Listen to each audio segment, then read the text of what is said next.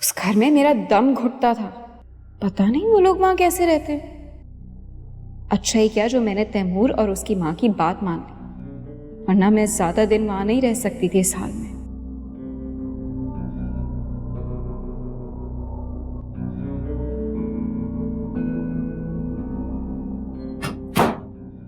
कितने दिन के लिए आए हो तुम यहाँ? क्या मतलब है आपका? मतलब तो साफ वाजे है। शादी के बाद लड़कियों का घर उनका ससुराल होता है। मैके तो वो सिर्फ मेहमानों के तौर पर आती है ना, इसीलिए पूछ रही हूँ कि मेहमान बनकर कितने दिन के लिए आए हो यहाँ? मैं अब इसी घर में रहूंगी आपके पास। क्या ये मेरा घर नहीं? नहीं बेटा, शादी के बाद लड़की का घर उसके शौहर का घर होता है। और वैसे भी मैंने तुम्हें इस घर से नहीं निकाला था। तुम तैमूर के साथ अपनी मर्जी अपनी खुशी से यहाँ से गई थी, ये सोच कर कि वो तुम्हें खुश रखेगा। मैं तैमूर के साथ बहुत खुश हूँ, वो मेरा बहुत ख्याल रखता है। अच्छा, तो वापस क्यों आ गई? क्या कर रही हो यहाँ? मैं तो इसे अपना घर समझकर वापस आई थी, मगर सीधा क्यों नहीं कहती कि वो तैमूर जिसने तुम्हारे साथ जिंदगी गुजारने का वादा किया था, तुम्हें खुश रखने का वादा किया था, तुम्हें यहाँ से ले जाकर अपने साथ शादी करने पर राजी किया था, वो कुछ दिन भी तुम्हारा खर्च बर्दाश्त नहीं कर सका। ऐसी कोई बात नहीं है बेटा, बात जो भी हो, असल बात तो ये है कि इस घर पर अब तुम्हारा कोई हक नहीं है। हाँ, अगर मिलने आई हो तो 100% मिलो, लेकिन यहाँ तुम्हें अब पहले वाला स्टेटस नहीं मिलेगा। इस घर में अब तुम उस हक से रह नहीं सकती। कहाँ गया तुम्हारा शौहर, तुम्हारा खुददार शौहर? मेरे ख्याल में जॉब पर गया होगा। उसे तुम्हारी रिस्पॉन्सिबिलिटी पूरी करने के लिए जॉब तो करनी पड़ेगी। मेरी तो हर चीज तुम ठुकरा कर चली गई थी, मुझसे तो तुम कुछ नहीं लोगी। और हाँ, तुम्हारी गाड़ी नजर नहीं आ रही, शायद गलती से तैमूर ले गया होगा। अपने शौहर को कह दो कि अगर घूमने फिरने का इतना ही शौक है तो अपने लिए गाड़ी खुद ले। ये गाड़ी मैंने अपने पैसों से ली थी। तुम बिल्कुल बेफिक्र हो, मैं जोया का बहुत ख्याल रखूं। हेलो,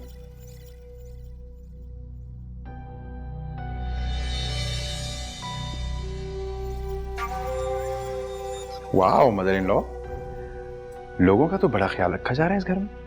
बड़ी खुशी से पैसा लौटाया जा रहा है। खैर, गैरों पे पैसा लौटाने के लिए तो है, लेकिन अपनी ही बेटी की कोई परवाह नहीं। गलत बात है। अपनी बेटी को आपने खर्चा देने से इनकार कर दिया, मजबूरन उसे नौकरी करनी पड़ रही है। कैसी माँ है आप? ये तो मैं हूं जो सब कुछ चुपचाप बर्दाश्त किए जा रहा हूं, वरना मेरी जगह कोई और होता ना तो सब बातें मनवाता अपनी। कहीं ऐसा तो नहीं है कि आप मेरी शराफत का नाजायज फायदा उठा रही हैं? हाँ? नहीं, वैसे मैं एक शरीफ इंसान हूं। मुझे बिल्कुल अच्छा नहीं लगता इस तरह अपनी बीवी को सुबह से शाम तक नौकरी करते हुए देखना। अब आप कोई हल निकालें इस बात का।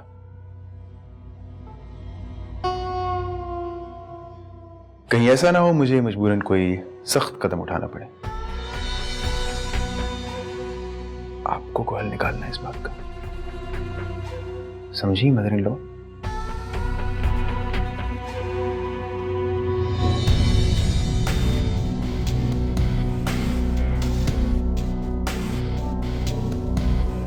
अजीब औरत है, इतनी बातें सुनाई मगर कोई जवाब ही नहीं दिया इसने। अम्मा ठीक कहती है, मुझे कोई और रास्ता निकालना होगा। तो बहुत ही ठीठ औरत है, ऐसे तो थमड़ी भी नहीं देगी और बातों का कोई असर ही नहीं होने वाला इस पे। कुछ करके दिखाना पड़ेगा।